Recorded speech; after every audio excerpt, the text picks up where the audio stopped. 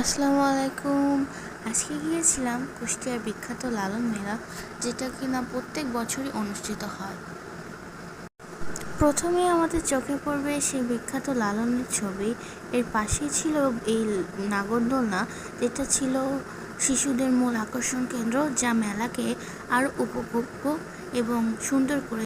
আমার বোন এখানে বেবি রাইডার, এবং আমি, আমার বোন এবং আমার দুই মামা মিলে উঠেছিলাম এই সুন্দর নাগরদোলনাটিতে, যার প্রতিজন প্রাইস ছিল মাত্র 30 টাকা।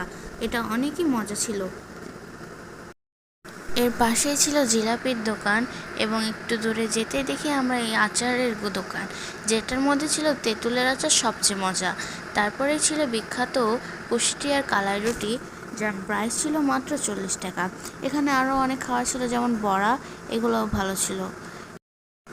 পাশেই ছিল কিছু কাঁসার তৈরি জিনিস, যা আমার কাছে মোটামুটি ভালো লেগেছে, এবং বাচ্চাদের জন্য ছিল একটু খেলনার দোকান, যেখান থেকে আমার বোন বাবল কিনেছিল।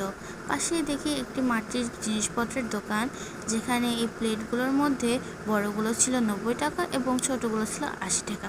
আরও অনেক কিছু এই দোকানে ছিল, যা অনেক সুন্দর ছিল।